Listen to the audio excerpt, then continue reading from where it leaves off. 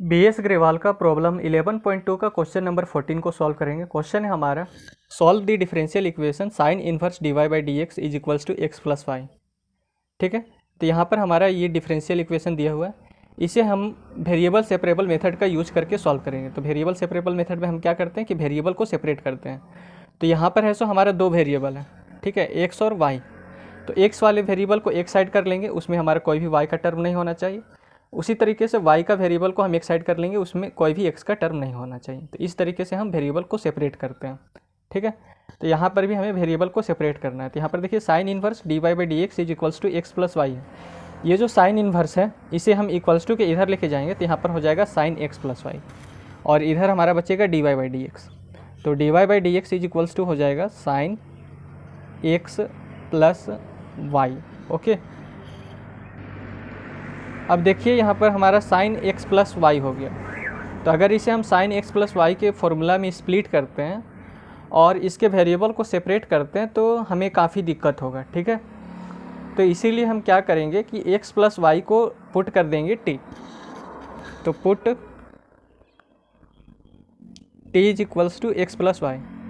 Put करने पर ये जो वेरिएबल है एक्स प्लस वाई वो हमारा एक सिंगल वेरिएबल बन जाएगा टी, इसलिए हम वैसा कर रहे हैं। ठीक है, क्योंकि अगर हम साइन एक्स प्लस वाई का अगर फॉर्मूला लिखते हैं तो वो काफ़ी लेंदी हो जाएगा और उसके वेरिएबल को सेपरेट करना भी हमारे लिए काफ़ी लेंदी हो जाएगा। इसीलिए हमने इसको पुट कर लिया एक टी, यानी कि इसको एक सिंगल वेरिएबल मान लिया हमने टी। अब इसको डिफ्रेंशिएट करते हैं विथ रिस्पेक्ट टू एक्स। तो ये हो जाएगा डी टी अपॉन में डी एक्स, ये हो जाएगा डी एक्स अपॉन में डी एक्स और प्लस डी वाई अपॉन में डी एक्स। अब ये डी एक्स से ये डी एक्स कैंसिल हो जाएगा, तो यहाँ पर हमारा बचेगा वन। तो वन को इधर लेके आएंगे तो यहाँ पर हो जाएगा डी टी अपॉन में डी एक्स और ये minus one, that is equals to d y upon में डी एक्स। अब जो हमने निकलाया है उसको यहाँ पर ले जाकर पुट कर देंगे, ये जो है यहाँ पर पुट कर देंगे। तो यहाँ पर देखिए d y by d x है, तो d y by d x हमने निकला है डी टी अपॉन में डी एक्स माइनस वन। तो यहाँ पर हो जाएगा डी टी अपॉन में डी एक्स और ये माइनस वन। ठीक है, फिर ये साइन, तो साइन मैंने लिखा। अब यहाँ पर x प्लस वाई है, तो x प्लस वाई के स्थान पर पुट करेंगे t को। तो ये हो जाएगा डी टी अपॉन में डी एक्स, ये जो माइनस वन है इसे हम इधर लेके जाएंगे तो ये हो जाएगा साइन टी और प्लस वन। अब इधर देखिए हमारा सारा t का टर्म है, तो एक काम करते हैं, ये जो साइन टी प्लस वन है इसे हम इक्वल्स टू के इधर लेके आते हैं। तो ये हो जाएगा डी टी अपॉन में इक्वल्स टू के इधर आएगा तो ये डिवाइड में चला जाएगा, तो ये हो जाएगा साइन टी और प्लस वन, और ये जो है हमारा डी एक्स इसे हम इक्वल्स टू के इधर लेके जाएंगे तो यहाँ पर हो जाएगा डी एक्स। ठीक है, अब यहाँ पर देखिए सारा हमारा टी वाला टर्म एक साइड हो गया, सारा हमारा एक्स का टर्म एक साइड हो गया। अब है सो हम इसको इंटीग्रेट कर सकते हैं। तो इंटीग्रेटिंग ऑन बोथ साइड,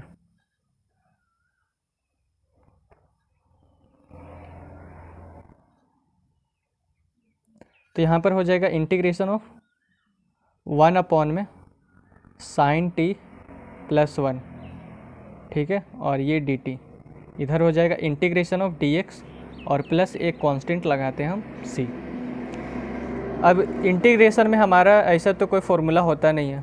ठीक है, तो इसको और सिंप्लीफाई हमको करना पड़ेगा। तो एक काम करते हैं, यहाँ पर लिखते हैं इंटीग्रेशन, ये जो वन अपॉन में साइन टी प्लस वन है तो इससे पहले हम लिखते हैं वन माइनस साइन टी से ऊपर में मल्टीप्लाई करते हैं और नीचे में भी वन माइनस साइन टी से मल्टीप्लाई करते हैं।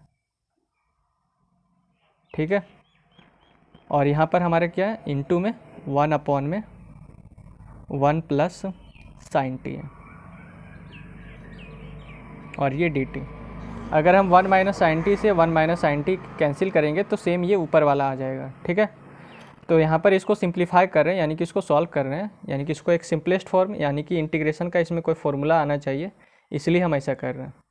ठीक है, तो ऊपर में हो जाएगा हमारा वन माइनस साइन टी, पहले इस इधर कर लेते हैं। तो इंटीग्रेशन ऑफ डी एक्स हो जाएगा एक्स और ये प्लस सी, और ये हो जाएगा integration one minus sine t हो जाएगा ऊपर में। और आपको एक फॉर्मूला पता होगा, ए प्लस बी और ए माइनस बी हमारा होता है ए स्क्वायर माइनस बी स्क्वायर। ठीक है। तो यहाँ पर देखिए 1 माइनस साइन टी और 1 प्लस साइन टी, तो इसे भी हम इस फॉर्मूले के हिसाब से लिख सकते हैं। तो नीचे में हो जाएगा 1 का square minus sine square t, ठीक है, और ये d t that is equals to x plus c. अब एक और हमारा फॉर्मूला होता है sine square t plus cos square t, हमारा होता है 1। तो ये जो कॉस स्क्वायर टी का अगर हम निकालना चाहें तो ये जो साइन स्क्वायर टी इधर आएगा, तो 1 माइनस साइन स्क्वायर टी हो जाएगा। तो नीचे में हमारा 1 माइनस साइन स्क्वायर टी है, तो उसके स्थान पर हम लिख सकते हैं कॉस स्क्वायर टी को। तो यहाँ हो जाएगा 1 माइनस साइन टी और नीचे में हम लिख सकते हैं कॉस स्क्वायर टी, ठीक है, और ये d t that is equals to x plus सी।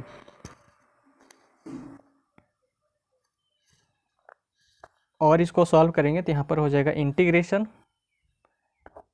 ये हमारा हो जाएगा 1 अपॉन में cos square t minus sine t, एक कॉस टी को इसके नीचे लिखते हैं, ठीक है, इंटू 1 अपॉन में एक कॉस टी यहाँ पर।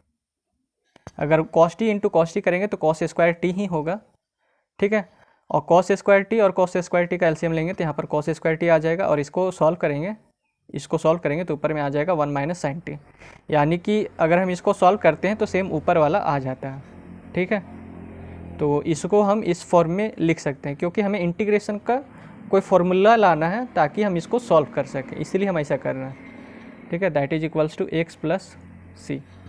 अब 1 अपॉन में कॉस स्क्वायर टी को हम लिख सकते हैं सेक स्क्वायर टी, क्योंकि कॉस इंटू सेक हमारा होता है cos t into sec t होता है हमारा 1। तो 1 अप यहाँ पर कॉस स्क्वायर टी है, ठीक है, तो सेक टी इज इक्वल्स टू हो जाएगा 1 अपॉन में कॉस टी।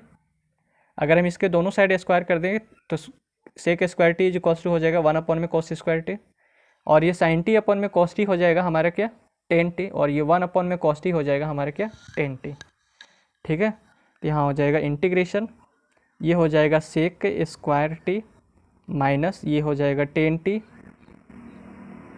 ये हो जाएगा सेक टी, और बाहर में ये हमारा d t that is equals to x plus c.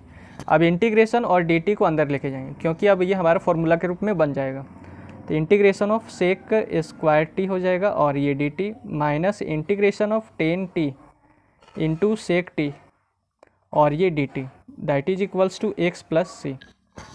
अब ये हमारा फॉर्मूला के रूप में बन गया है, ठीक है, डायरेक्ट ये हमारा फॉर्मूला ही आ गया है, क्योंकि सेक स्क्वायर टी का हमारा इंटीग्रेशन होता है टेन टी। तो फॉर्मूला हम यहाँ पर क्यों लिखें, यहाँ पर जब ये डायरेक्ट हमारा फॉर्मूला के रूप में ही बन गया है तो इसको हम फॉर्मूला के रूप में क्यों लिखें यहाँ पर हम झूठ मूठ का। तो ये जो sec square t into d t है इसको हम डायरेक्ट लिख सकते हैं टेन टी, क्योंकि सेक स्क्वायर टी का इंटीग्रेशन होता है हमारा टेन टी, और integration of tan t into sec t होता है हमारा सेक टी, ठीक है। तो यहाँ पर हो जाएगा minus sec t that is equals to x plus c. अब यहाँ पर देखिए टी आया, तो टी हमने पहले जो पुट किया था एक्स प्लस वाई उसको हम यहाँ पर लिखेंगे। तो टी को है सो हमने एक्स प्लस वाई यहाँ पर पुट किया, देख लीजिए। तो यहाँ पर टी के स्थान पर पुट कर देंगे एक्स प्लस वाई को, ठीक है। तो यहाँ पर हो जाएगा ten x plus y minus sec x plus y that is equals to x plus c. अब ये जो minus sec x plus y है इसे हम इधर लेके जाते हैं, तो यहाँ हो जाएगा ten x plus y is equals to, इधर जाएगा तो ये हमारा पॉजिटिव में हो जाएगा, तो सेक एक्स प्लस वाई और प्लस एक्स और ये प्लस सी, और यही है सो इसका रिक्वायर्ड सॉल्यूशन हो जाएगा। तो अगर आपको यह वीडियो अच्छा लगा हो तो चैनल को सब्सक्राइब, वीडियो को लाइक और अपने दोस्तों के साथ शेयर ज़रूर करें। धन्यवाद।